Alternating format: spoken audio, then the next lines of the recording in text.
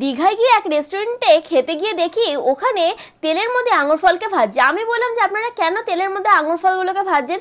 ওনারা বললেন যে এটা আমাদের দোকানের একটা সব থেকে টেস্টি ফুড, এটা না খেলে বুঝতে পারবেন এটা দিয়ে কি তৈরি হচ্ছে, একবার দেখ। আমি বললাম সত্যি কি আপনি আমাদের দেখাবেন যে এটা কিভাবে তৈরি হয়? বললো কেন দেখাবো না। তার আগে তোমরা কোথা থেকে দেখছো ভিডিওটা অবশ্যই কমেন্টস করো। আর আজকে আমি থ্যাঙ্কস জানাতে চাই শম্পা রায়কে, কোচবিহার থেকে, শিলিগুড়ি থেকে সাহানা পারভিন, বাংলাদেশ থেকে বিনা। উনি বললেন নেড়ে চেড়ে আঙুরগুলোকে ভালোভাবে একটু 2-4 মিনিট ভেজে নিতে হবে।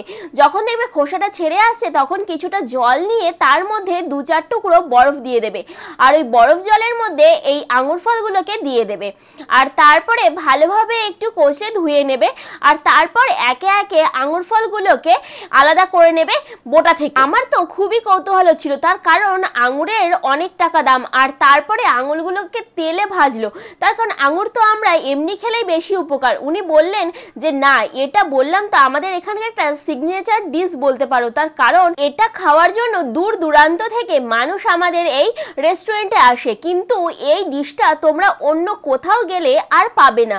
আমি বললাম তাই নাকি? তাহলে তো অবশ্যই আমাকে দেখতে হচ্ছে আর খেয়েও ট্রাই করে দেখতে হবে। এরপর মিক্সার মেশিনে উনি নিয়ে নিলেন আঙুর ফলগুলোকে আর কিছু কাজু বাদাম, সাথে কিছু পেস্তা বাদাম, আর তারপর খানিকটা দুধ দিয়ে দিলেন আর বললেন এটা একটা মিহি পেস্ট আমরা তৈরি করে নেব, ঠিক এরকম। এরপর প্যানের মধ্যে দিয়ে দিলেন কিছুটা ঘি। ঘিটা গলে যাওয়ার পর উনি এখানে চিনি দিয়ে দিলেন। আমি বললাম ইমা, চিনিটা তো পুড়ে যাবে, কেন তেলের মধ্যে চিনি দিচ্ছেন? একেই তো পেস্তা, কাজু এগুলোর প্রচুর দাম, এগুলোকে নষ্ট করলেন আর তারপরে আবার এখানে চিনিটা দিয়ে দিচ্ছেন। উনি বললেন যে এটাকে আস্তে আস্তে একদম লো ফ্লেমে গলিয়ে নিতে হবে, আর তারপর তোমাদের যেটা অ্যাড করতে হবে সেটা হচ্ছে সুজি। সুজিটা দিয়ে এটাকে নেড়ে চেড়ে খুব ভালোভাবে ভেজে নিতে হবে খানিকক্ষণ। যখন দেখবে একদম ঝরঝরে হয়ে গেছে আর কালারটা খানিকটা চেঞ্জ হয়ে গেছে, তখন ওই যে আমরা বেটে রেখেছিলাম মিশ্রণটা, সেই মিশ্রণটা এর মধ্যে দিয়ে দেবে। আর এটা তোমরা 1000 টাকা, লাখ লাখ টাকা খরচা করলেও অন্য কোনো রেস্টুরেন্টে পাবে না, শুধুমাত্র আমার দোকান ছাড়া। আমি বললাম এখন তো আপনি আমাকে রেসিপিটা দেখিয়ে দিলেন, আমার তো আর আপনার দোকানে আসার প্রয়োজন নেই, আমি তো বাড়িতেই বানিয়ে খেতে পারবো। এরপরে ওই বাটাটা যে ছিল ওখানে একটু দুধ ঢেলে দিয়ে দিলেন ওটার সঙ্গে মিশিয়ে, যেন মানে মিশ্রণটা তো অনেকটা দাম, ওটা যেন না থাকে। এরপর কিছু ডলার আমি এখানে অ্যাড করব, তার কারণ উনি ওখানে চকলেট অ্যাড করেছিলেন। আমার কাছে যেহেতু চকলেট ছিল না, পাপাই এই চকলেটগুলো এনে রেখেছিল খাবে বলে, আমি ওখান থেকেই 3-4টে চুরি করে নিয়ে এখানে দিয়ে দিলাম, তাহলে এটা একটা চকলেটি ফ্লেভারও আসবে। সেই শেফ বললেন যতক্ষণ না পর্যন্ত এটা কড়াই থেকে ছেড়ে আসছে এভাবে, ঠিক ততক্ষণ পর্যন্ত এটাকে নেড়ে চেড়ে নিতে হবে। এরপর একটা জায়গায় ভালোভাবে একটু তেল মাখিয়ে নিতে হবে বা ঘি। তো এরপরে ওই মিশ্রণটা যেটা আমরা তৈরি করলাম একটা ডোয়ের মতন, সেটাকে দিয়ে ভালোভাবে চেপে চেপে নিয়ে সেট করে নিতে হবে।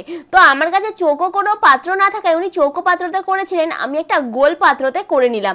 তার কারণ আমার ইন্টেনশন শুধু তোমাদের সঙ্গে এই সুন্দর খাবার শেয়ার করা। আমি খেয়েছি, তোমরাও খেয়ে বলো কেমন হয়েছে। এরপর 10 মিনিট ফ্রিজে রেখে দিল, বা তোমরা নর্মাল টেম্পারেচারে ঘরে এটাকে ঠান্ডা করে নিতে পারো যাদের বাড়িতে ফ্রিজ নেই।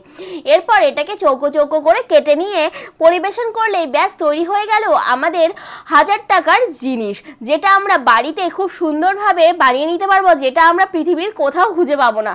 আমি আর আমার বাড়ির সবাই তো এই জিনিসটা খেয়ে খুবই মজা পেয়েছি। তোমরা কেমন টেস্ট পেলে অবশ্যই কমেন্টস করে জানিও, আর তোমরা কোথা থেকে দেখছো সেটাও কমেন্টস করতে ভুলো না। আর যাদের নাম মিস গেছে তোমাদের নাম সবাই আস্তে আস্তে করে বলবো, কেউ রাগ করো না। তাহলে চলো আজকের মতন টাটা।